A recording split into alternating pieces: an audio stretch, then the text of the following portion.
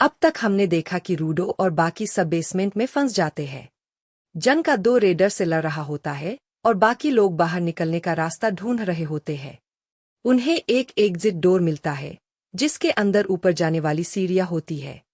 Grease 3 supporters को ऊपर भेजता है ताकि वो बैकअप के लिए सिग्नल कर सके और खुद जनका के पास जाता है। तभी किसी के आने की आवाज आती है। ग्रिस को लगता है कि ये जनका होगा जिसने रेडर्स को हरा दिया है, लेकिन आता कोई और ही निकलता है। वो लड़का रूडो को देखकर कहता है, इसके सफेद बाल है। यही वो गिवर है जो ऊपर से गिरा था। इतना कहकर वो दीवार से चिपक जाता है। अब ग्रिस समझ जाता है कि ये लड़का रेडर है। उसका नाम है जेबर। जेबर एग्जिट डोर को तोड़ देता है और बाहर जाने का रास्ता बंद कर देता है।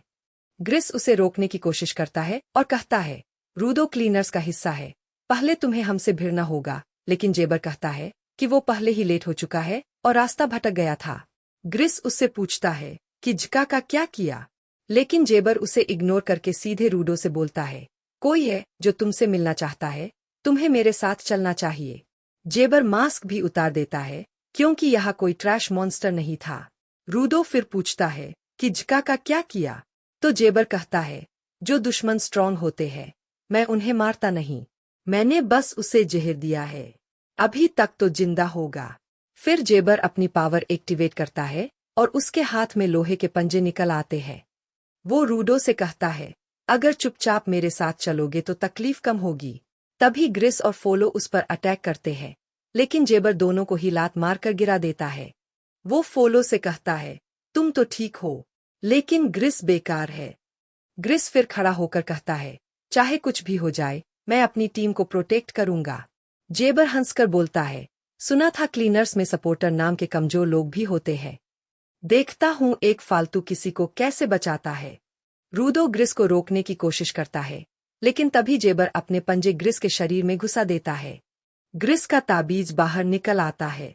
रूडो उसे पकड़ लेता है और अचानक उसकी जगह उसे रेक्टो दिखाई देने लगता है। इसके बाद हमें रूडो का एक फ्लैशबैक दिखता है। रेक्टो देखता है कि रूडो दीवार पर अपना सिर मार रहा है। वो पूछता है, ऐसा क्यों कर रहे हो?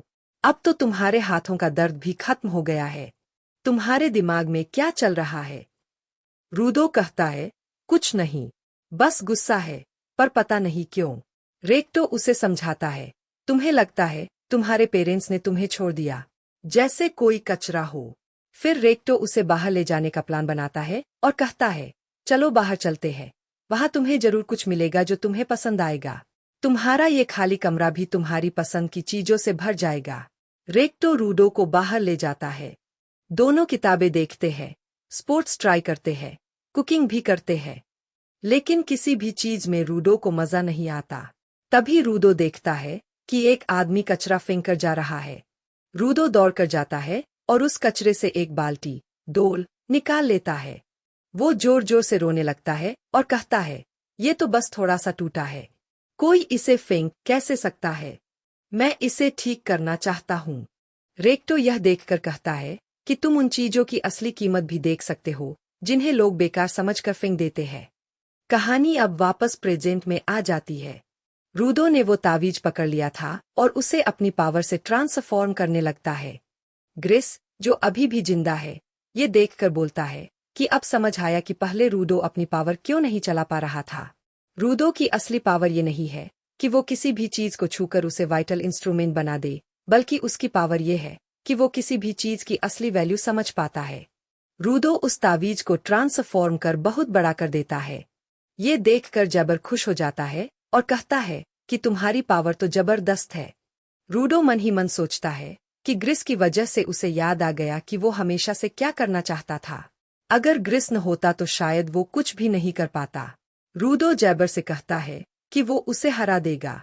जेबर जवाब देता है कि मुझे तो स्ट्रांग लोग बहुत पसंद है। मेरा नाम जेबर वंगर है। चलो अब एक दूसरे को फाड़ कर रख देते हैं। इतना कहकर वो रूडो पर अटैक कर देता है। इधर ग्रिस का खून बह रहा था और फोलो चिंता कर रहा था। ग्रिस रूडो की तरफ देखकर बोलता है कि पिछली फाइट में वो अपनी पावर इसलिए नहीं चला पाया क्योंकि वो बहुत गुस्से में था, लेकिन अब उसका दिमाग क्लियर है। उधर जेबर कहता है कि तुम मुझ पर अटैक क्यों नहीं कर रहे? बस खड़े क्यों हो? जिस पर रूडो कहता है, दम है तो मुझे मार के दिखाओ। जैबर गुस्से में तेजी से उस पर हमला करता है, लेकिन रूडो किसी तरह बच जाता है। वो बार बार अटैक करता है, लेकिन कोई भी अटैक रूडो को लग ही नहीं रहा था। वो पूछता है कि ऐसा क्यों हो रहा है? तो रूडो बताता है कि ये वही तावीज है जिससे ग्रिस सबके लिए प्रे किया करता था कि सब सुरक्षित रहें और किसी को चोट न पहुंचे। इसीलिए ये तावीज उसे भी चोट लगने नहीं दे रहा। जैबर कहता है कि मेरे अटैक तुम पर नहीं लगते तो क्या हुआ? ऐसे में तुम भी मुझे नहीं मार पाओगे। रूडो कहता है कि मैं तुम्हारे अटैक से बच नहीं रहा था, बल्कि तुम खुद ही मेरे सामने से हट जाते हो। जैबर फिर से उस पर अटैक करता है, लेकिन तावीज उसकी स्पीड स्लो कर देता है। रूडो तावीज से अटैक तो नहीं कर सकता, लेकिन अपने मुक्के से तो मार सकता है। वो जैबर को मुक्का मारकर दूर फेंक देता है।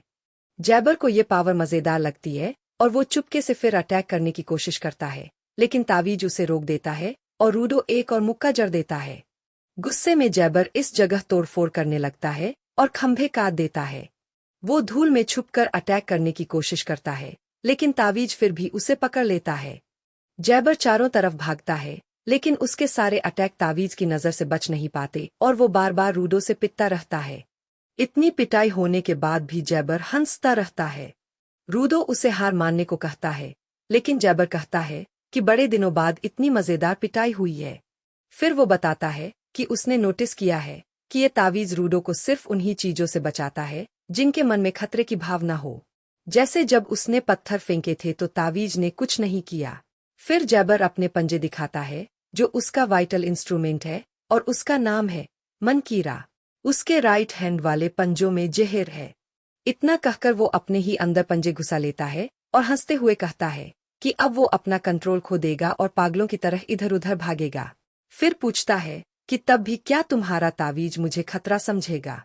अब जहर की वजह से जैबर बेहोश हो जाता है, लेकिन अचानक होश में आकर अपने पीछे की दीवार को पंजों से काट देता है। और यहीं पर एपिसोड खत्म हो जाता है। वीडियो अच्छा लगा हो तो लाइक और शेयर करो और कमेंट में बताओ कि आपको ये एपिसोड कैसा लगा। चैनल को सब्सक्राइब करके बेल आइकॉन जरूर दबाओ। मैं मिलता हूँ आपसे बहुत जल्द अगले वीडियो में।